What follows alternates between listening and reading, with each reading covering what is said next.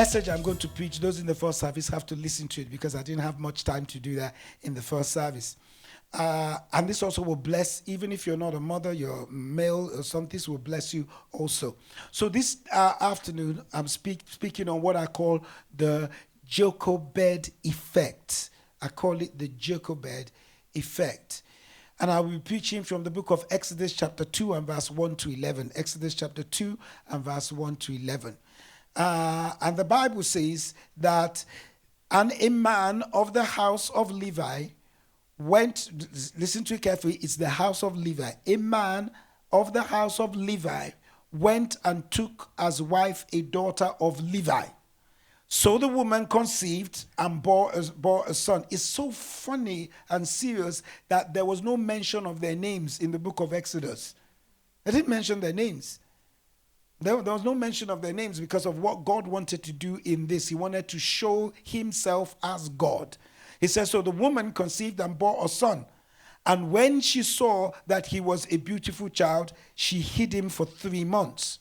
But when she could no longer hide him, she took an ark of bulrushes for him, daubed it in asaph and pitch, and put the child in it, and laid it in the reeds by the river bank.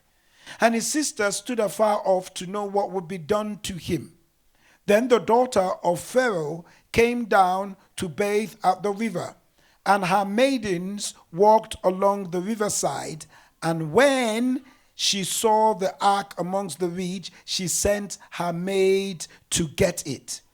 And when she opened it, she saw the child, and behold, the baby wept. So she had compassion on him and said, this is one of the Hebrew children. Then his sister said to Pharaoh's daughter, shall I go and call a nurse for you from the Hebrew woman, that she may nurse the child for you? And Pharaoh's daughter said to her, go. So the maiden went and the child's mother. So the maiden went and called the child's mother. Then Pharaoh's daughter said to her, take this child away, nurse him for me, and I will give you your wages. So the woman took the child and nursed him. And the child grew, and she brought him to Pharaoh's daughter. The child grew. Listen to this. So the woman, I'm going back to verse 9. So the woman took the child and nursed him. And the child grew, and she brought him to Pharaoh's daughter. And he became her son. She brought the child back to Pharaoh's daughter, and that child became her son. So she called his name. It wasn't his mother that named him. It wasn't his mother that named him. It was who? It was Pharaoh's daughter. So she called his name what? Moses, saying, because I drew him out of the water. Are you alive in church this morning? Because I know the clock went forward and many of you didn't get enough sleep, but you'll be fine. You'll be fine. Numbers chapter 26 and verse 59. Look at this. Numbers 26 and verse 59. The name of Amram's wife was Jochebed. Now they're laying emphasis of who the name was in the book of Exodus. How do I know? Keep reading. The daughter of Levi. We read about that. It was the daughter of Levi, who was born to Levi in Egypt. We saw that. And to Amram, she bore what? Aaron and what? Moses and what? Miriam, their sister. So we all know it's Jochebed now. You understand? First, I'm going to repeat myself and say Happy Mother's Day. And I am not going to make the mistake of telling women or mothers how to be better women or mothers. What do I know about being a woman? Absolutely nothing. And it would be great injustice and an insult upon you if I am going to teach you how to be a mother. However, we are going to let the Bible this morning teach us the lessons we can learn from godly women. Abraham Lincoln, he declared something. He said, no man is poor who has a godly mother. No man is poor who has a godly mother. So we want to learn the lessons from Jochebed. I call it the Jochebed effect. You will see how it is. The Jochebeds, whose name from the Hebrew is known as Yovet, apparently means Yahweh glory. Is notable as the first person in the Bible to have a name with the divine element Yah, Y-A-H, a shortened form of Yahweh. And so, without doubt, listen to this, I'm giving you a background. Without doubt, Jochebed's life was no bed of roses. Listen to this, mothers. She was born in Egypt as a daughter of Levi.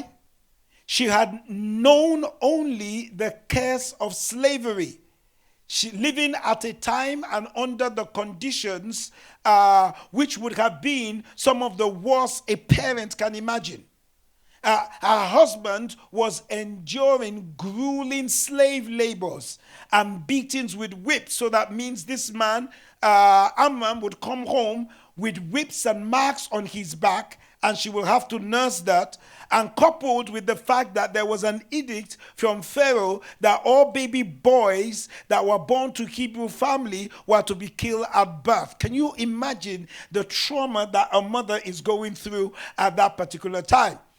And above all that, she even risked her life to hide Moses for 3 months. I extrapolate, you understand, may not be right exegesis, but for a woman to be able to hide a child for 3 months from the soldiers around, I just extrapolate that she must have turned Moses into a girl for 3 months.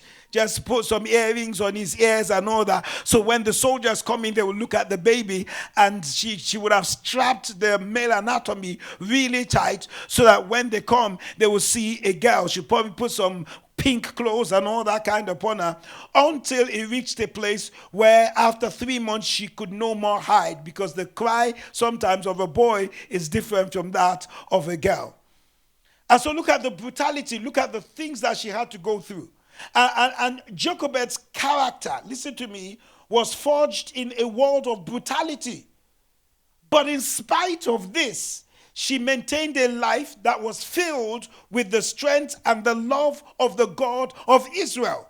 She could have whined, she could have complained about the difficulty of life circumstances, but she did not. For Jochebed never, listen to this, ladies, never allowed herself to succumb to the hopelessness of the Egyptian life. So let us look at how this mother Jochebed, who was such a powerful biblical figure for her faith, her courage, and her wisdom in making this decision against all life, how did she live her life? What made a woman say to herself, this child is not going to die? What informed her character? What were the things that made this woman who she is, to the extent that she can preserve life? How do we learn to be destiny changers and world expanders from this example of a mother? So if you're not a mother and you're a woman, learn from this. If you're a mother, learn from this. If you're a father, admire what mothers are going to do, because this teaches us some serious examples. Remember, I am encouraging you as mothers. I'm not telling you how to live, but we're looking through the Bible to see what formed this woman, what made her do what she did. And there are 3 things I'm just going to tease from this. Number 1, she had what was called godly. The first D is determination. She had godly what? Determination. And I call it her courage. Listen to me, mothers and everyone else. The difference between the impossible and the possible actually lies in a person's determination.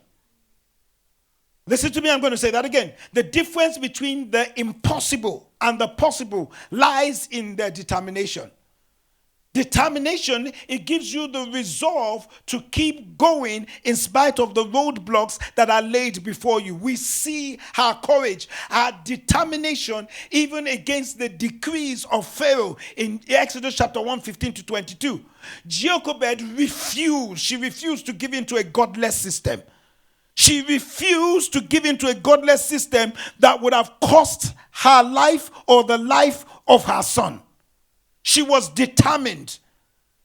So, Pastor, what does that mean? Listen to me. Many mothers allow circumstances to make their decision. Hence, the forces of their circumstances, it sways them. And yet, this mother, she never lost hope and never gave up the dream that someday her children would have a better life. She decided never to give up and a decision to follow her purpose. She was determined that I am not going to make a decision based on circumstances. And can I say this and encourage mothers, our ladies generally, sometimes we make emotional decisions instead of rational decisions. So our decisions is based on our circumstances. Because sometimes you have to make a decision and have a determination to see it through, although it may be unpopular. You got to determine that my decision is not going to be influenced by my mistakes. I don't know if you're a single mother here or watching me online, but don't let your decision on your children be determined by any mistakes you have committed in the past. I don't need to be popular. You don't need to be popular to make a great decision. You don't need to be in anyone's good books to make a great decision. You may not like me now, mothers. You got to say that. You may not like me now, but I will still make the right decision and I determine to stick with it. I am sure that Jochebed, if it's anything like we guys, will be telling the woman, are you sure about this? They would be fine. The only reason, the Bible put it there, that Moses' life was preserved was just because of the mother. If it was left for we men, we would have just said, you know what, to God, blessed God gave and God take away, blessed be the name of the Lord. This woman was like, it can only be a woman that can decide against a godless decree. It can only be. When men have given up so far, so quick, women have to believe that as God has created you as a helper, you have the resolve to get this done. I pray that God gives us parents who are not afraid to take a stand for what is right in these dark and sinful days. You've got to have a determination. Men and women who demand more from their children than the world can give to them. Parents who are willing, and mothers who are willing to say enough is enough. My child is going to learn the way of the Lord, and people who would declare the same thing as Joshua declared in Joshua chapter 24 verse 15. He says, and if it seems evil to you to serve the Lord, choose for yourself the day whom you will serve, whether the gods which your father have served that were on the other side of the river, or the gods of the Amorites. He says, in whose land you dwell. But as for me and my house, what? We will serve the Lord. We make that decision, and we are determined that the world may be crying out. Listen to me, mothers. The world may be crying out for the death of your children. But this woman stood in the face of this attack and placed her son above the will of the world. So it is today. The world demands that parents hand over their children and allow them to be trained and taught of the world.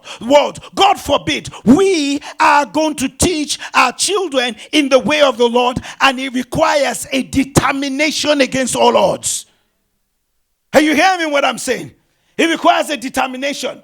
In this day and age where a child will sue the parents because the parents decided to take the child to Ghana to go to school because she knew, and they knew beyond any shadow of doubt, that this child is going to be picked up. They're going to get a phone call one day and pick this child on the cold slabs on the streets in London. So they determined and said to them, I'm going to take this child to a place where I know I have the authority and I can build this child up and take him and make sure he escapes from the gang and the situation that is going on around him. And yet this child, with the help of some lawyer, sued the parents. Thank God, for the first time in the United Kingdom, common sense made way, and they ruled against the child. And we have this foolish lawyer, I said it online, saying they will appeal. You can appeal as much as you want to appeal, but you're never there when a knife issue happens in the streets of London. You are never there when a child is on drugs and he's overdosed. You are never there when the child starts to get into drug gangs and influence others. There must be a determination these days from mothers and even from fathers and from every one of us that our children are children of the Lord, and we will fight the society to build up godly children. That's what Jochebed did. There was a decree against that, but she still bucked against it. Is anyone hearing what I'm saying? Wasn't it a time that they called my wife and I into the headmaster's office and says that we are overdoing it with our child, with our son? Said, well, about what? Oh, he's still 8. He cannot be playing grade 5 music. And that they stopped him in school from playing grade 5. They said, thank you, okay, we hear you. We didn't realize that the following week he has his grade 5 exam. So we got him back home. Sick or not, we took him out. Came back home. We got his teacher to spend a week training him. He went for the exam. He passed. And he got back to school. I don't know how they got the test results. Have no idea. We suddenly got a phone call. I remember when we were watching a cricket match he was making. And then they called us, says, oh, that your son, that we just got it from school, he passed his grade 5. He's the youngest that has ever passed a grade 5 in violin in school. We're so proud of him. I'm like, hey. I said, wait for me, we're coming, we're just watching a match. You need to say it face to face. And then we got there, and then the wife of the headmaster says, but we need to train him more. I say, hey, I thought you said, and then they sent him to the National Orchestra of England, just like that. So if I had given in to what you say, you will not be sending him there today, because you will not know the capability of my son. We went on our knees, we prayed. He can do more than what you want to give him. We got to have a determination. At this point, many parents will be running around and saying, let's follow them, so we don't want trouble. Trouble. Jochebed, she troubled the trouble that was around her. So you've got to have what is called godly determination. And may I play a great applaud and honor to all the mothers that have not given up. God bless you and God keep you and cause his favor to shine upon you. No one was clapping for you. No one was looking at you. No one was applauding you. Even we who were children did not like you. But today, you have made something out of us. I didn't applaud my mom. My mom was determined she will not go into the kitchen. So she will beat the living daylights out of us so that we'll cook the food. Woe betide you if you peel a yam and there's the white portion of that yam on the skin. You'll be in serious trouble. And then in the morning, she will say, is my water ready? What does she mean? Her water, hot water in a bath, hot water, cold water. It must be at a certain temperature. If it's not at a certain temperature, she will just call you. Tai, come, touch this water. If you touch the water with a bare back, no clothes, you will soon find out what will be behind you. As we're touching the water, we are looking. You need to defend what is coming. Every Saturday, she will tell us to scrub the floor. We have to scrub the floor of the entire house. I didn't like her. In fact, I cannot remember. And I recognize one of the guys, I can't remember any Mother's Day. It wasn't celebrated in Africa then. I mean, now it's celebrated. The world is open. It wasn't celebrated. I never... how many of us, Pastor Femi, did we ever... We didn't. I didn't know anything until I got to England. I didn't know. It's Mother's Day, Father's Day. In fact, Father's Day cannot even exist. It was only when I got here that after a while I said, oh, Mother's Day. My mom had passed away. I couldn't celebrate any Mother's Day. But she had a determination. We call her Gaddafi. Nothing passes her. She will send you to the market. And when we come back, we now have to make a calculation. As we're calculating, my dad sneaks into the room. Is it okay? Is heavy money there? When it's not enough, Dad will quickly sneak us. It could be only 1 pence that is out. He will quickly sneak us the 1 pence because we know Gaddafi will talk. There will be serious consequences for 1 penny. 1 penny.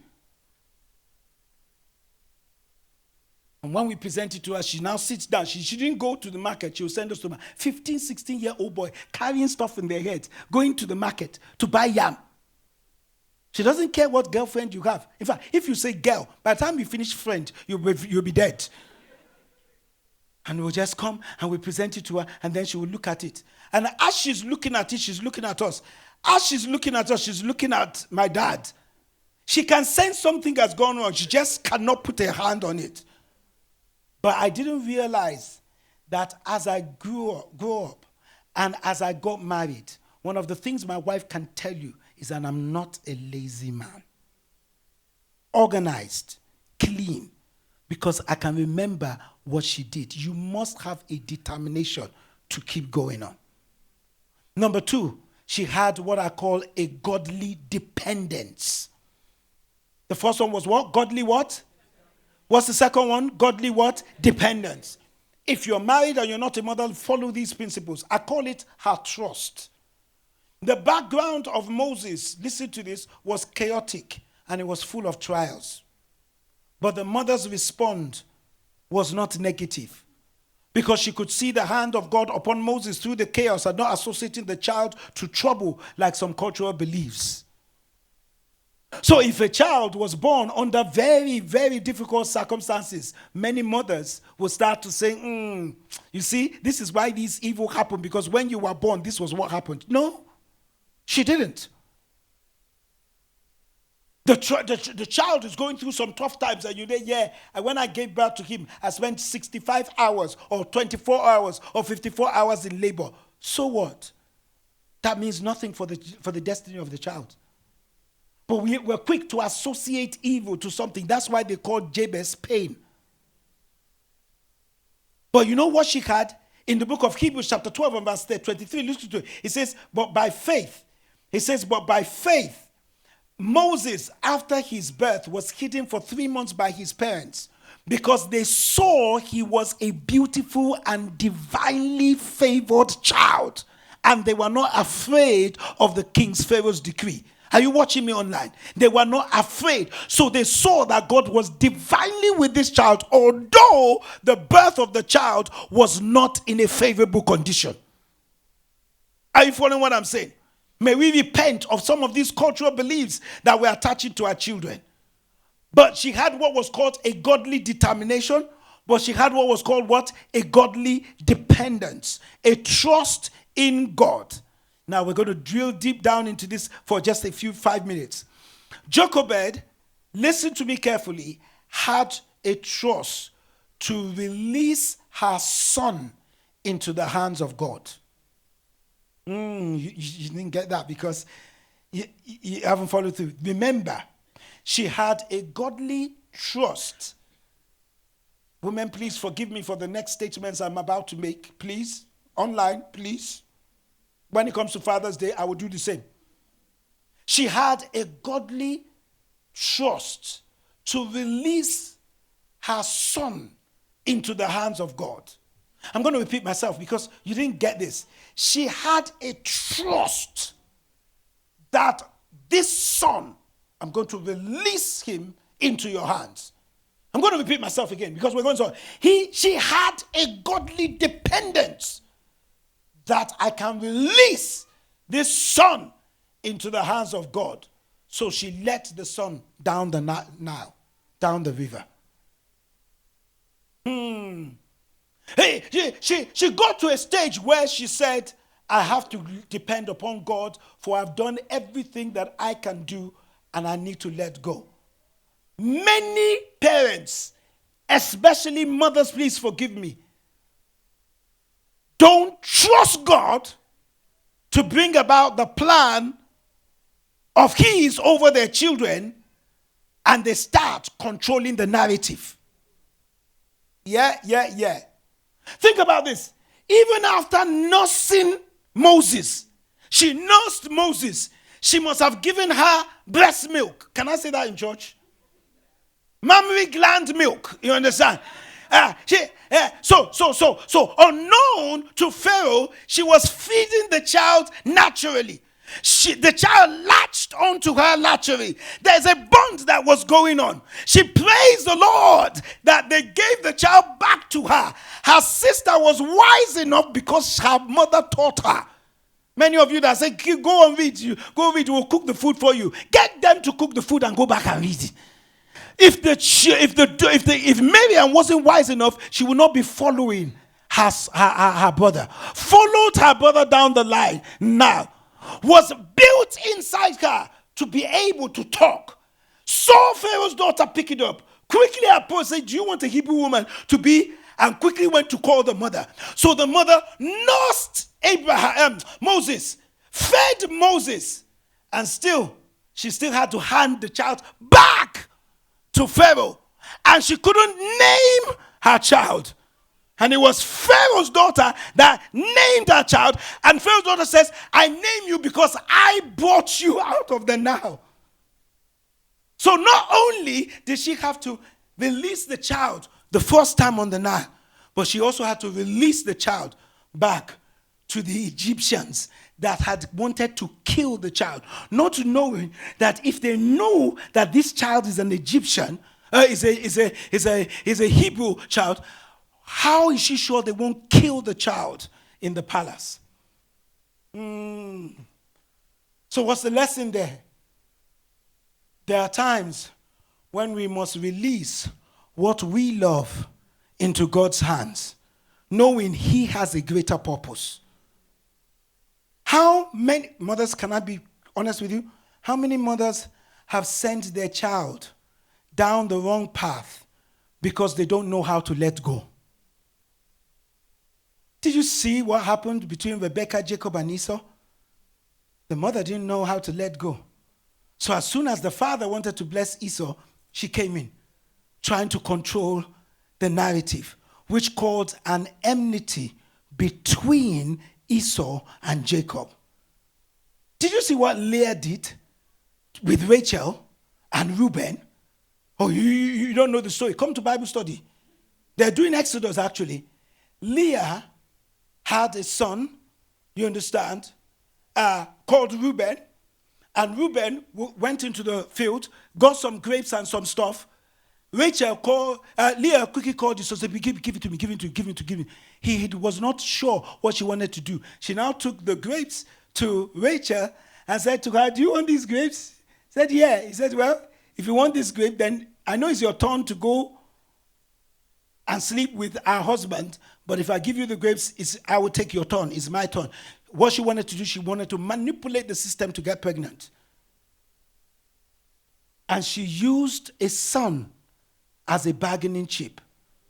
If I'm still not making sense, maybe we should talk about Salome, who Herodias said to her, if you dance and the king asks you what do you want, ask for the head of John the Baptist. Because she wanted to control the narrative. Many times, we do not let go for God to go in a child's life. How many times do you call that child? 6 times a day. Are you all right? Is everything okay? We sometimes get so worse, we get involved, mothers, in our child's marriage. She will offer advice about everything, even when we don't ask them for it. How many mothers right now are still taking food to their son's house where their wife is? We want to control it. They called you to come and take care of your granddaughter. Take care of the granddaughter and don't get into the business. How many mothers have ruined relationship because she couldn't let go of the son? Yes, it is your only son, but let go. It's your only child, but what? Let go. Because we are ruining a generation by controlling the narrative. Listen to me. Maybe this is one thing you may need to hear. Step out. Step out. Because many times we just want to, are you okay? How are you this? How are you that? And many of you mothers would even take your children's exam if they allowed it.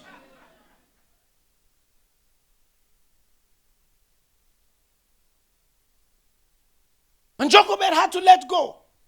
Many of us don't know how to let go of our children.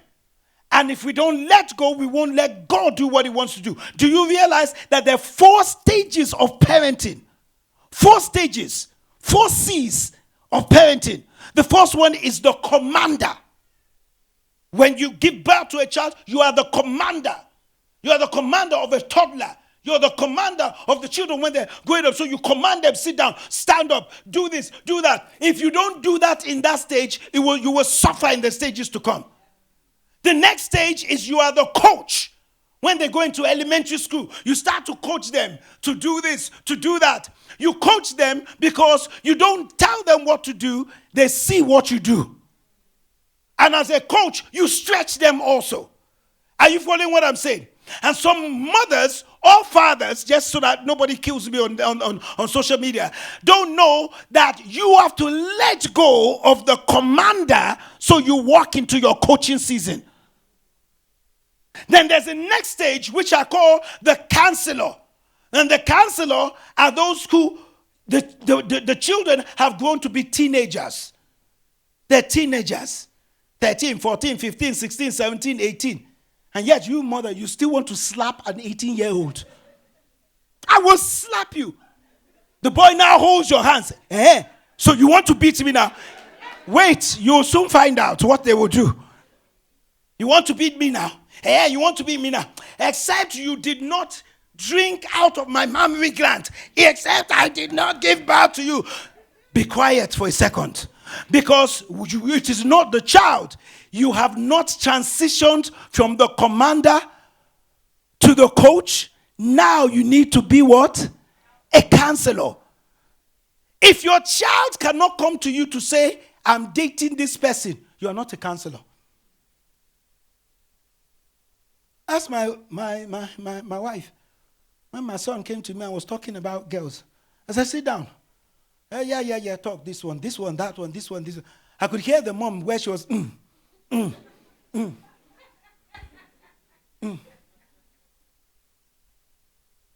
What she didn't know, and this is going to be in the next message, is that honestly, not because my dad is here today, he's 89, not because he's here today, but my mom did not allow us to bring any girl home. One day, my dad just got home and says, don't you have any friends? Don't you have your... I said, mom. She says, every single week, he will buy a crate of, we call it minerals. You understand? Like Coke, Fanta, every week without fail. Says, entertain your visitors. He knew every single girl I went out with until I met my wife. Every one of them. Meaning he knew who you were going out with and he knew how to pray against Jezebels. And because you're not a counselor, you are not there for your child to guide them. Now, as a counselor, you are not a commander. Because if you command while you're supposed to counsel, you're giving birth to rebellion. Are you following what I'm saying? And many people don't know how to let go. So you graduate. It is graduation from a commander.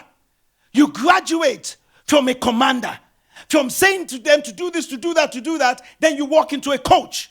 Then you leave a coach, you become a counselor. And then the 4th stage is when you become a consultant. When they have left home. They have left home. Read my lips. They have what?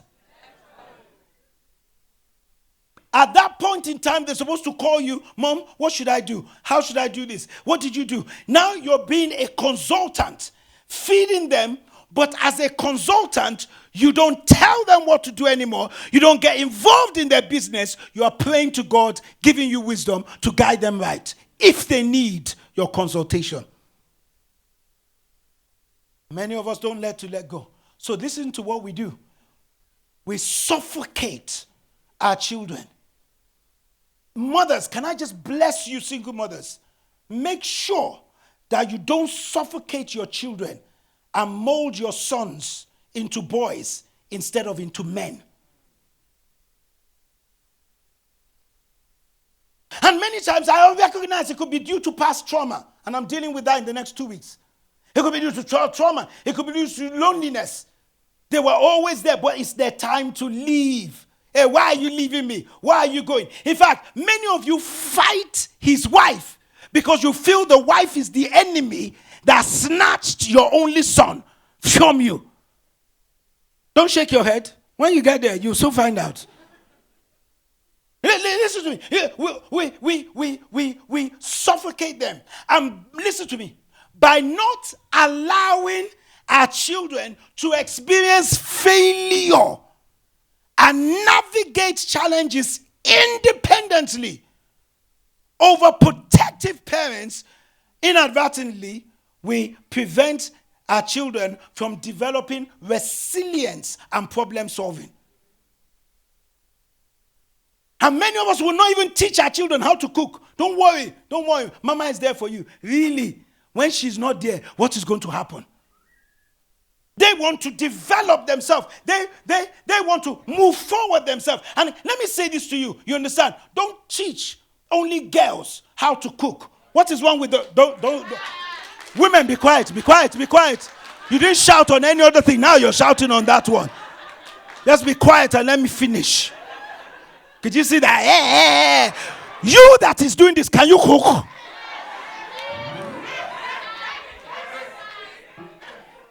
You that is clapping, can you cook? So let me talk back again. You understand? Let me talk.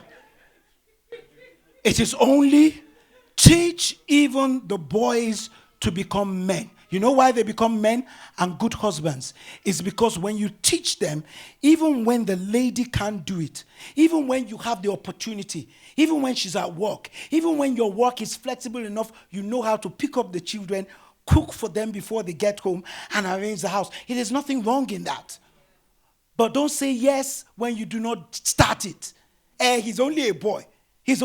Doing what?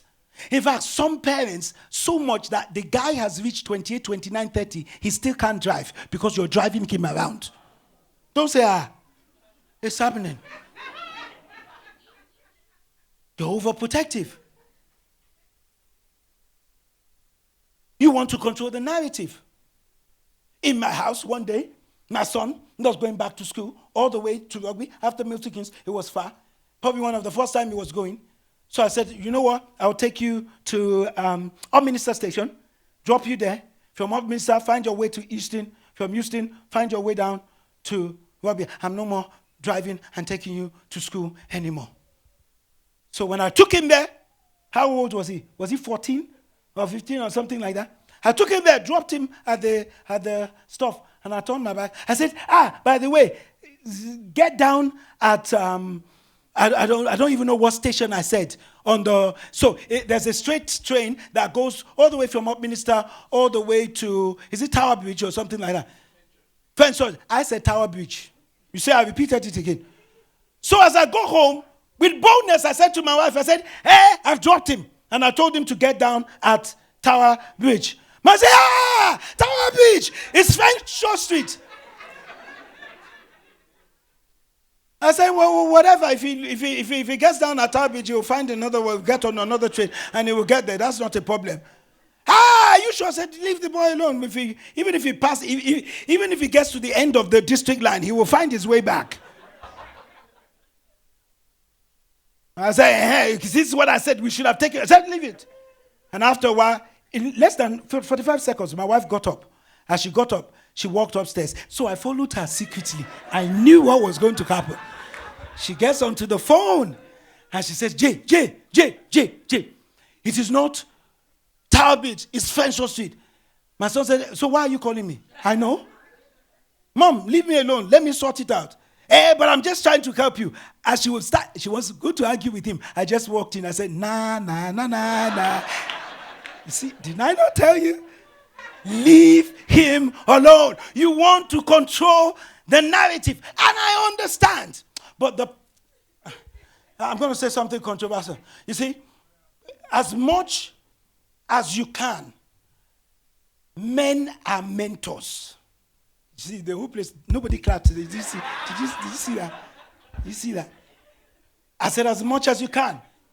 Sometimes you've got to let the man deal with it. Sometimes.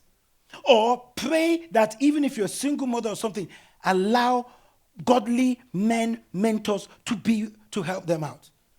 Because there are many things that have happened that my wife said, if you were not at home, I would not know what to do.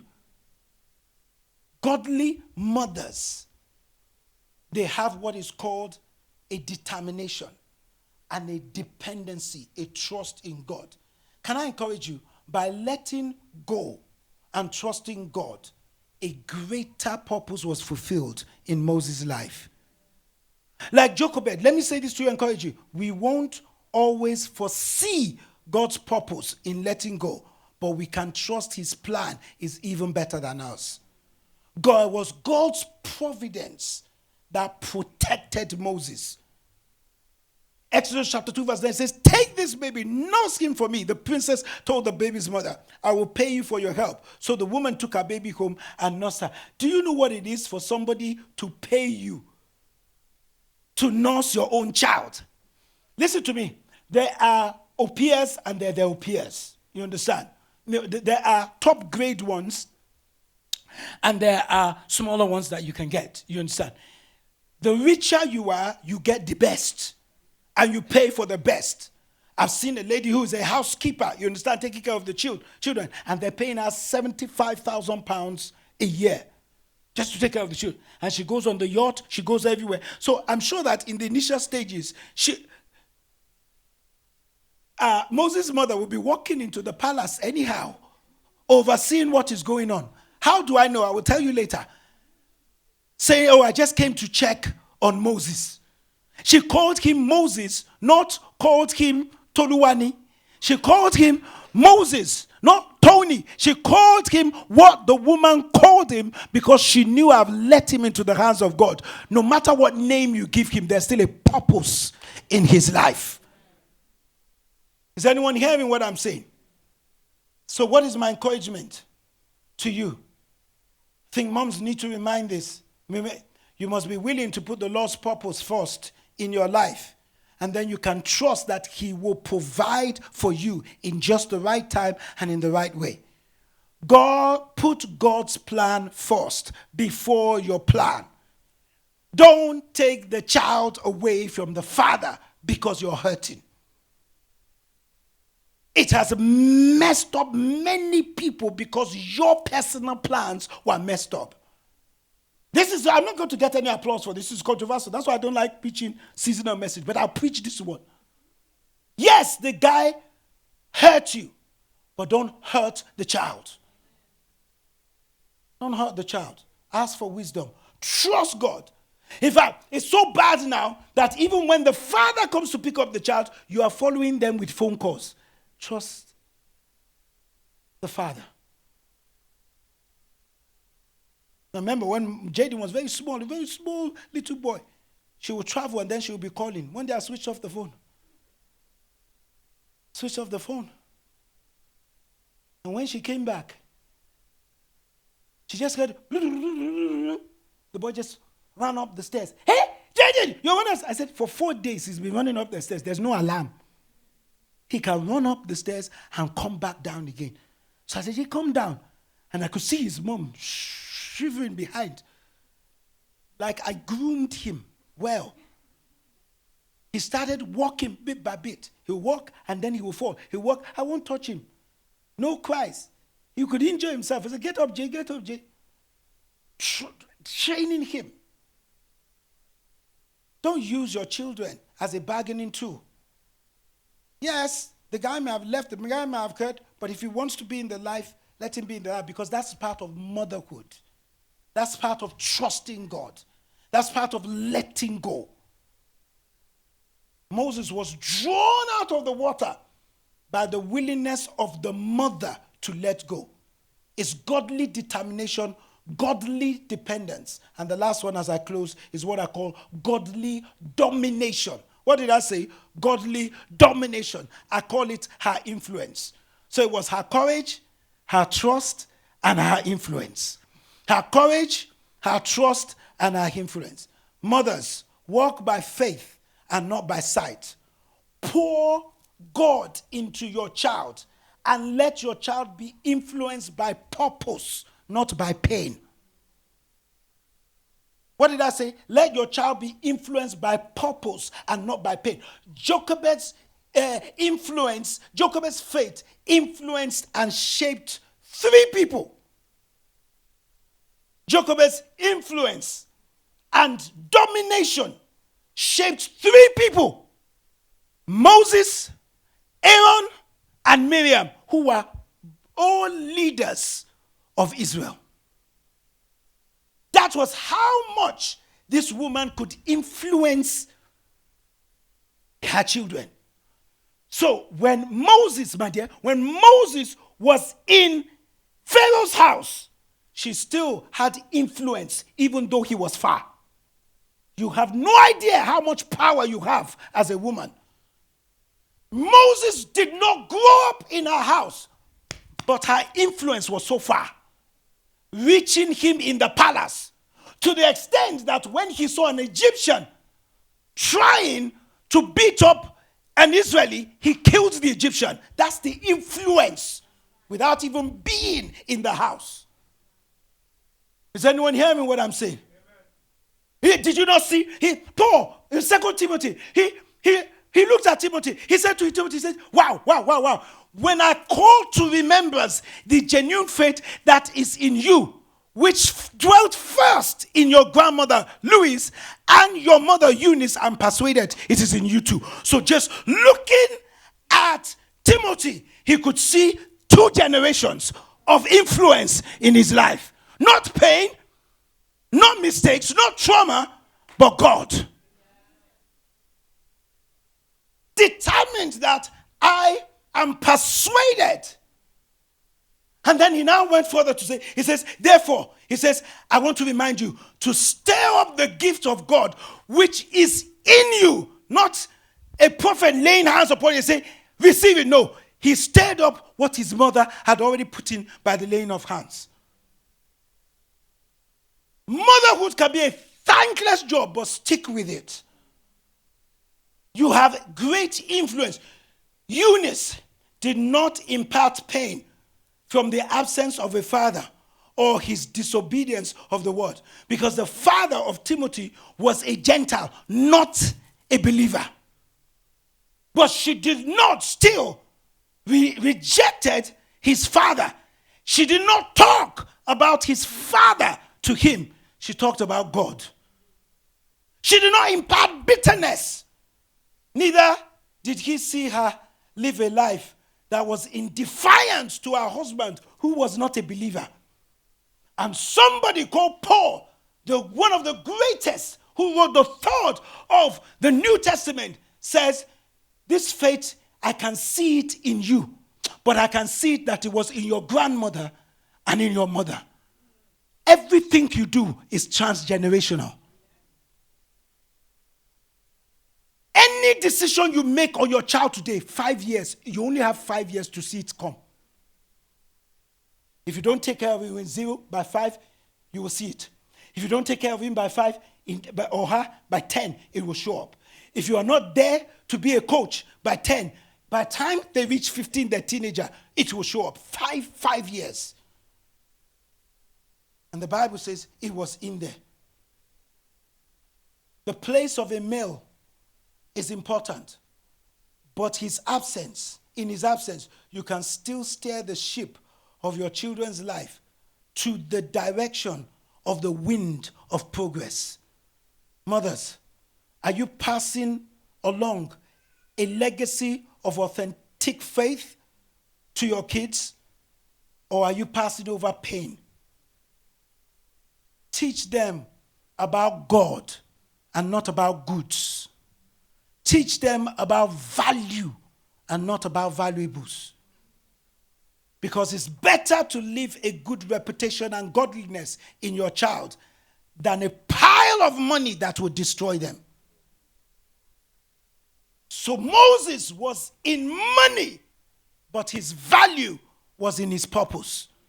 So he left all the trappings of the wealth of Egypt and sided with people who had no money. nothing, and was in the wilderness and got the call of God. Many of us would deny our family because of money. But a child will always grow up to bless their parents if what you have placed inside them was values and not valuables. Keep buying the Louis Vuitton bag. You will soon find out that the child cares less. I have seen children that don't care how much their father left or their mother has, because you were not there when the child was running in their inter-house sports and didn't see anybody to applaud them because you were chasing after money. You know, you were not there. When they gave your child the gift of being the top in the school, everybody from different ethnicities were hugging your child. You were not there because you were chasing after money. So the child grows up to not have any sensitivity of people around, and is so determined to make it in life that you wonder why he hasn't or she hasn't come back to take care of you, because you chased after goods instead of God.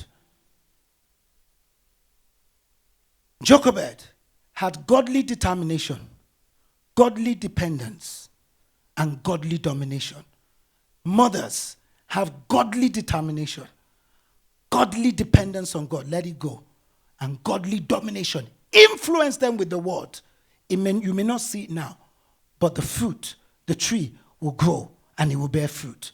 Don't give up. In Jesus' name, amen. We'll just keep on praising him, raise him up. Oh yeah, you see people taking their place in your love. Oh yeah, as you keep your love. Everybody's good, let's roll. So come on if you're good to go. We don't care if you like it. We'll keep it moving till the night's up. Even if you wanna fight us, we'll shut it down and put the lights up. Oh, nah.